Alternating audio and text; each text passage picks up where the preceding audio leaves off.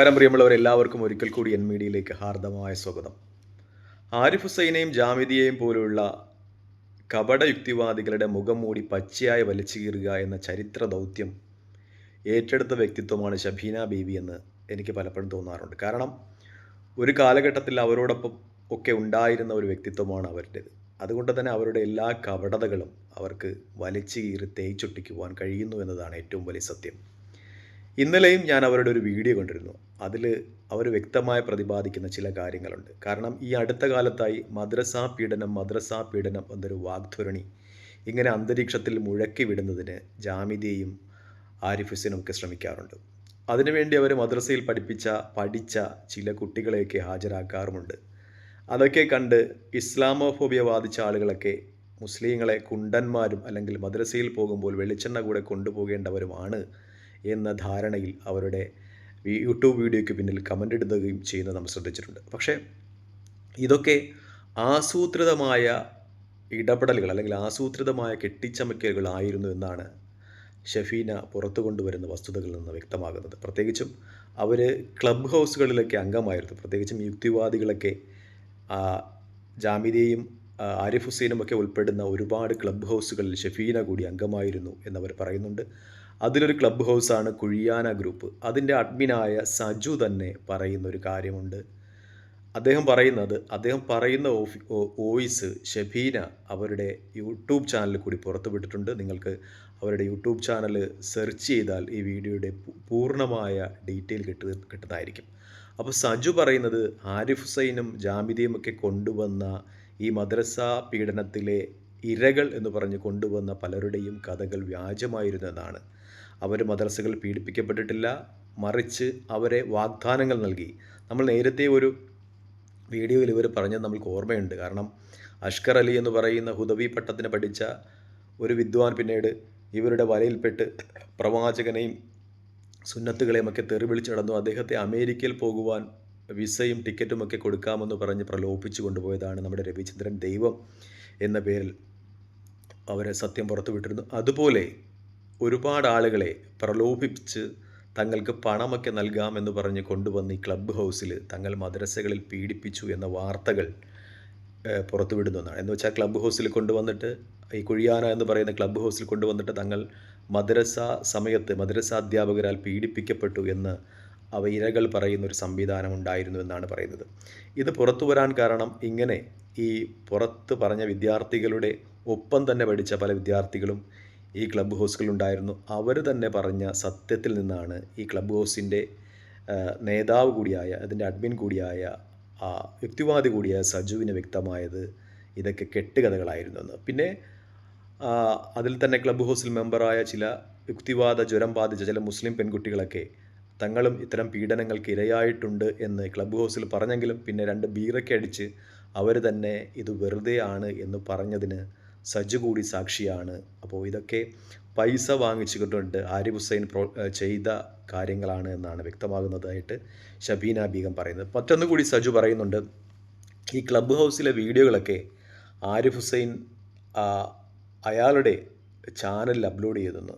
അത് പിന്നെ ഈ ക്ലബ്ബ് ഹൗസിൻ്റെ ഓണറായ സജു തൻ്റെ യൂട്യൂബ് ചാനൽ അപ്ലോഡ് ചെയ്യാൻ ശ്രമിച്ചപ്പോൾ പറ്റുന്നില്ല. കാരണം അത് വേറൊരു സ്ഥലത്ത് അപ്ലോഡായിരുന്നു, അത് കോപ്പിറൈറ്റ് റൂൾ കാണിക്കുന്നുണ്ടായിരുന്നു. അപ്പോൾ ആരിഫ് ഹുസൈൻ പറഞ്ഞത് ഇത് തൻ്റെ ഒരു സുഹൃത്താണ്, ആരിഫ് ഹുസൈൻ അല്ല എന്ന്. പക്ഷേ പിന്നീട് പെട്ടെന്ന് ആരിഫ് ഹുസൈൻ്റെ ചാനലാണെന്ന് അവർക്ക് ബോധ്യമായി. അപ്പോൾ ആരിഫ് ഹുസൈൻ അവിടെയും ക്ലബ്ബ് ഹൗസിലെ തൻ്റെ ഇരകളെ ഇങ്ങനെ ദോരമെന്നൊക്കെ പറഞ്ഞ് അല്ലെങ്കിൽ ദോരം വഴിയുള്ള പീഡനങ്ങളുടെ കഥകളൊക്കെ പറഞ്ഞ് ക്ലബ്ബ് ഹൗസിലെ ആളുകൾ ഇരകളെന്ന് ആരിഫ് ഹുസൈൻ പറയുന്ന ആരിഫ് ഹുസൈൻ വിലക്കെടുത്ത ആളുകളെ അവരുടെ കഥകൾ ക്ലബ്ബ് ഹൗസിൽ പറയുന്നത് ആരിഫ് ഹുസൈൻ തന്നെ അത് വേറൊരു പേരിൽ യൂട്യൂബ് ചാനലിട്ട് ആരിഫ് ഹുസൈൻ അവിടെ നിന്ന് തന്നെ പണമുണ്ടാക്കിയെന്നാണ് നമുക്കറിയാം. കാരണം ഇത്തരം കഥകൾ കേൾക്കുമ്പോൾ ഒരുപാട് ആളുകൾ വരും.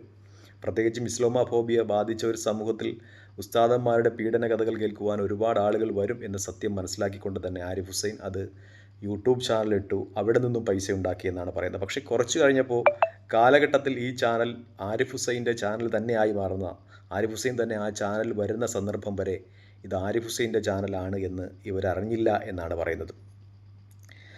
അപ്പോൾ നമ്മൾ പറഞ്ഞു വരുന്നത്, നമ്മൾ ആരും മദ്രസാ പീഡനത്തെ അനുകൂലിക്കുന്നില്ല. കാരണം മദ്രസാ പീഡനം ഉണ്ടെങ്കിൽ ചില ആളുകളൊക്കെ ഈ ചാനലിൽ വന്ന് പറഞ്ഞിരുന്നത് മദ്രസാ പീഡനം അല്ലെങ്കിൽ ഉസ്താദന്മാർ പീഡിപ്പിക്കുന്നതൊക്കെ വീടുകളിൽ പറഞ്ഞിട്ടുണ്ടെങ്കിലും വീടുകളൊക്കെ ആളുകളൊക്കെ പിതാക്കന്മാർ അല്ലെങ്കിൽ മാതാക്കന്മാരൊക്കെ ഉസ്താദന്മാരല്ലേ ക്ഷമിച്ചുകൂടെ എന്ന രീതിയിൽ സംസാരിച്ചിട്ടുണ്ടെന്നാണ്. അങ്ങനെ ഒരിക്കലും ഒരു കാലഘട്ടത്തിലും എവിടെയും സംഭവിക്കുന്നതല്ല. കാരണം ഉസ്താദക്കന്മാരെക്കാളൊക്കെ വലുതാണ് തങ്ങളുടെ മക്കൾ മാതാപിതാക്കന്മാർക്കാൽ. പ്രത്യേകിച്ചും ഇസ്ലാമിൽ അങ്ങനെ ഒരു പൗരോഹിത്യവുമില്ല. അപ്പോൾ ഇങ്ങനെ പീഡനങ്ങളുണ്ടെങ്കിൽ തന്നെ അത്തരം അധ്യാപകർക്കെതിരെ ശക്തമായി പ്രതികരിക്കുവാൻ ആ മാതാപിതാക്കൾക്ക് കഴിയും എന്നതാണ് ഏറ്റവും വലിയ വാസ്തവം. മറ്റൊന്ന്, ഇങ്ങനെ പീഡനങ്ങൾ ഉണ്ടെങ്കിൽ തന്നെ ഈ മദ്രസകളിൽ കുട്ടികൾ പീഡിപ്പിക്കപ്പെടുന്നുണ്ടെങ്കിൽ തന്നെ അത് ആരിഫ് ഹുസൈൻ ക്ലബ്ബ് ഹൗസിലല്ല പറയേണ്ടത്. ജാമിദിയ ടീച്ചർ മതിച്ച് അത് നിയമവ്യവസ്ഥയുടെ മുന്നിൽ കൊണ്ടുവന്ന് കോടതികളിൽ കൊണ്ടുവന്ന് ഈ പീഡിപ്പിക്കുന്ന അധ്യാപകരെ ശിക്ഷിക്കുകയാണ് ചെയ്യേണ്ടത്. ആരിഫ് ഹുസൈനും ജാമിദിയും അങ്ങനെ ചെയ്യുന്നില്ല എന്ന് തന്നെ അവർ ഈ സമൂഹത്തോടും നമ്മുടെ നിയമവ്യവസ്ഥയോടും ചെയ്യുന്ന ഏറ്റവും വലിയ ദ്രോഹമാണ് എന്ന് തന്നെ വാസ്തവം. ഞാൻ നേരത്തെ തന്നെ പറഞ്ഞിട്ടുണ്ട്, മദ്രസകളിൽ പീഡനം ഇല്ല എന്ന് നമ്മൾ ആരും വാദിക്കുന്നില്ല. പീഡനങ്ങളുണ്ട് തന്നെ. പക്ഷേ അതുകൊണ്ടാണ് ഞാൻ പറഞ്ഞത് മദ്രസകളിലൊക്കെ അധ്യാപകരെ മാറ്റിയിട്ട് സ്ത്രീകൾ, മതം പഠിച്ച വനിതകൾ അവിടെ മതപഠനത്തിനായി മുന്നോട്ട് വരണം എന്ന ഒരു കാര്യം ഞാൻ നേരത്തെ പറഞ്ഞത്. പിന്നെ ഒന്നുകൂടി പറയട്ടെ, ഈ പീഡനങ്ങൾ നടക്കുന്നത് മദ്രസകളിൽ മാത്രമല്ല. അമേരിക്കയിലെ ചില കത്തോലിക്ക സഭകൾ അവരുടെ സ്വത്തിൻ്റെ ഭൂരിഭാഗവും വിറ്റു ഈ ഹോമോസെക്സ്വലായി പീഡിപ്പിക്കപ്പെടുന്ന ആൺകുട്ടികൾക്ക് നഷ്ടപരിഹാരം കൊടുക്കുവാൻ വേണ്ടി എന്ന വാർത്ത നമ്മൾ ഈ അടുത്തിടെ വാദിച്ചതാണ്. അതുപോലെ കോൺവെൻറ്റുകളിലും വിദ്യാർത്ഥിനികൾക്ക് പീഡിപ്പിക്കപ്പെടുന്നുണ്ട്. ഹിന്ദു മത സമൂഹത്തിൻ്റെ ഇടയിലും പീഡനങ്ങൾ നടക്കുന്നുണ്ട്. ഇത് നമ്മുടെ സമൂഹത്തിൽ എല്ലായിടത്തും സംഭവിച്ച മൂല്യച്യുതികളുടെ ഭാഗമായി മദ്രസകളിലും പള്ളികളിലും അമ്പലങ്ങളിലും ഒക്കെ ഈ പീഡനങ്ങൾ നടക്കുന്നുണ്ട് എന്നാണ് വാസ്തവം. അത് ഏതെങ്കിലും ഒരു മതത്തിൻ്റെ തലയിൽ കെട്ടിവെക്കുക, അതിലെന്തെങ്കിലും അർത്ഥമുണ്ടതായി ഞാൻ കരുതുന്നില്ല. പ്രത്യേകിച്ചും മതസമൂഹത്തിൻ്റെ ഇടയിൽ ഈ അന്തഛിദ്രത വിറ്റ് കാശാക്കി അന്നം തേടാൻ ശ്രമിക്കുന്ന ജാമിദിയും ആരിഫ് ഹുസൈനെയും പോലുള്ള ആളുകൾ ഇത് വളരെ കണ്ണിങ്ങായിട്ട് തന്നെ യൂസ് ചെയ്യുന്നുണ്ട് എന്നാണ് എൻ്റെ വിശ്വാസം. മറ്റെല്ലാ കെട്ടുകഥകളും പോലെ തന്നെ മദ്രസാ പീഡന കഥകളിലും ആരിഫ് ഹുസൈൻ്റെയും ജാമിദിയുടെയും കെട്ടുകഥകളാണെന്നുള്ള യാഥാർത്ഥ്യം കൂടി പുറത്തു വരികയാണ് ഈ അവസരത്തിലെന്നാണ് ഏറ്റവും വലിയ വാസ്തവം.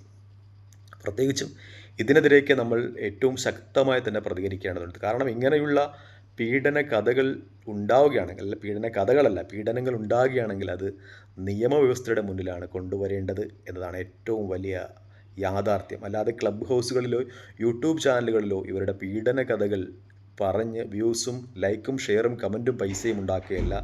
ഉത്തരവാദിത്തപ്പെട്ട ഒരു സാമൂഹിക ജീവി എന്ന രീതിയിൽ ആരിഫ് ഹുസൈനും ജാമിദിയ ടീച്ചറുമൊക്കെ ചെയ്യേണ്ടത് ഇത് മാധ്യമങ്ങളുടെ മുന്നിൽ എന്നതിനേക്കാളേറെ കോടതിയുടെ മുന്നിൽ കൊണ്ടുവന്ന് അതിന് കാരണക്കാരായ ആളുകളെ ശിക്ഷിക്കുക എന്നതാണ് എനിക്ക് പറയാനുള്ളത്. നന്ദി, നമസ്കാരം. ചെയ്യുന്നത് വീഡിയോ ഇഷ്ടപ്പെടുന്നുണ്ടെങ്കിൽ ലൈക്ക് ചെയ്യുക, ഷെയർ ചെയ്യുക, കമൻറ്റ് ചെയ്യുക. മറ്റൊരു വീഡിയോയുമായി കാണുന്നതിനെ പ്രാർത്ഥനയിൽപ്പെടുത്തുക. ദയവായി ബെല്ലൈക്കൺ ഒന്ന് എനേബിൾ ചെയ്യുക. നന്ദി, ജയ് ഹിന്ദ്, നമസ്കാരം.